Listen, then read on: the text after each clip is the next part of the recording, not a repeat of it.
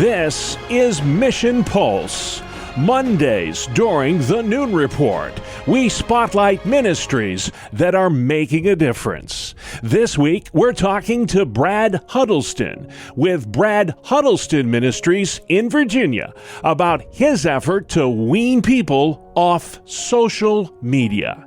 Here's some of our conversation. Well, it is such an honor to have you on. We've spotlighted you several times on our radio station to talk about what every family is dealing with these days, and that is just this overwhelming onslaught of social media in our faces 24/7. You've written the book on this. In fact, you've written a couple books on this, Digital Cocaine and Digital Rehab. I just want to start today, Brad, by asking you, when it comes to social media, how bad is it in terms of hours a day we are spending staring at screens? Well, the numbers on that vary by country. By far, the worst country for that is South Africa. They're logging somewhere between 11 and 12 hours a day staring at screens. That would include social media and other activities. Here in America, it's right around 7 hours and 30 minutes. Teenagers, of course, spending about that much time. Parents, a little bit less. Australia, where I spend quite a bit of my time, they're the same. They're way up there as well. So for my dissertation, what I would like to do is do a pilot study in New York, do a case study in Australia, and take that data, see what emerges, and then create a global curriculum to help people detox. And so out of this data that emerges, and of course with a biblical worldview, the end game is to create this curriculum. So we're finally seeing, Bob, the needle move. It's been a long slog. I've been writing and speaking about this since about 2010 or 11. Yeah. And we're just now starting to see it's getting so bad around the world with this mental health crisis, a global mental health crisis brought on by all the digital saturation. Yeah. When you talk about a digital detox, you're pretty adamant that you got to go cold turkey here. It's not a question of, okay, just in moderation. Why won't that approach work when it comes to social media addiction? Well, when you talk about digital addiction, you're talking about dopamine levels on par with heroin and cocaine. Now, that's literal. That's medical. That's why these devices are so addictive. So when you talk about a detox, a parent, and they often do this, and Bob, these are not evil parents. These are well-meaning parents. They're rational. They're loving. They, for years, have said this: if you will behave yourself to their children during the week, do your chores, do your assignments, homework, and all of that, on Saturday, I'll give you, 3 hours of whatever you want to do on your screen. Not anything immoral, but your video games and so forth, Minecraft and that.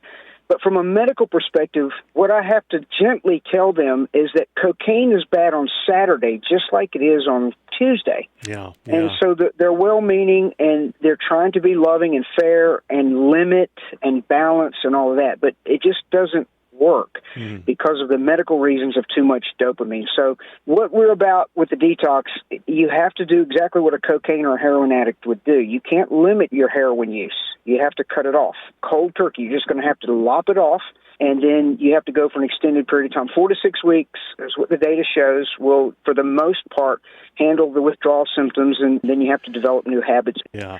I think really like we do with cigarettes, there's going to be Surgeon General warning labels on it eventually. We've already seen countries like Australia take action here, banning minors. We've seen even states, I think yours is the latest, Virginia, enact these cell phone bans at school. In New York, their ban will take effect in the fall, a bell-to-bell cell phone ban at school to get away from the anxiety, depressions, the suicidal ideation that's come with digital addiction.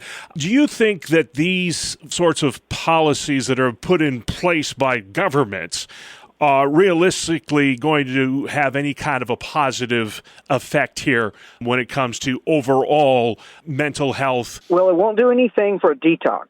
What it will do, after the children have been and the students have been off of the phones for, let's say, approximately 3 hours, then their attention spans, for the most part, will come back. So the first 3 periods, they're still going to have attention deficits because on their way to school, whether it be on the bus or their parents drive them, they're jacked up on dopamine, and that's going to take a while to settle down. So the actual culprit is at home. Yes, it's a good start, and the school should ban it, no question about it, and it's going to help. But the cure is going to be to have them come to school with normal levels of dopamine for learning and not from entertainment.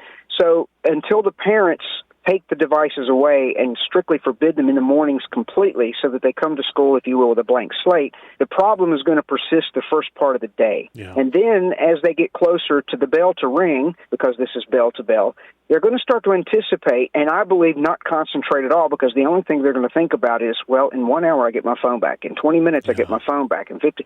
So it's this vicious cycle where the problem really needs to be cured at home, and then the school backs that up with their policy. So I think we've done it in reverse, but I'll take it. Yeah, we'll take any bit we can get. But I just kind of want to bring this full circle because, Brad, I know there are more than one or two people out there right now saying, yes, I want to do this digital detox. What would you advise as far as first steps?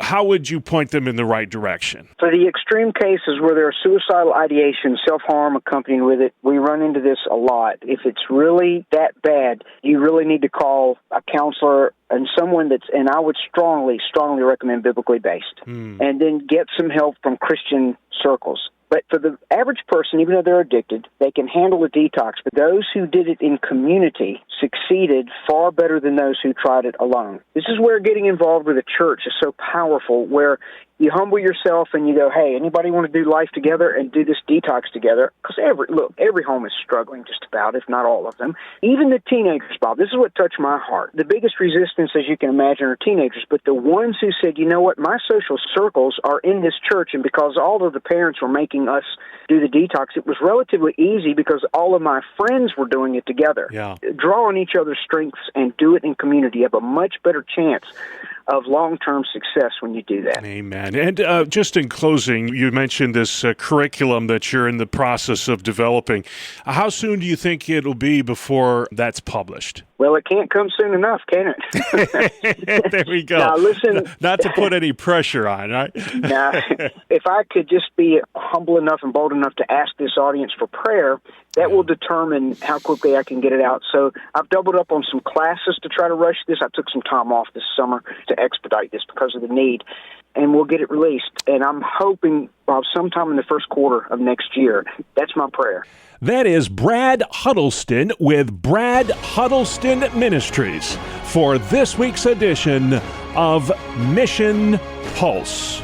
Mondays, during the Noon Report, we spotlight the ministries that are making a difference where you live, across the country, and around the world.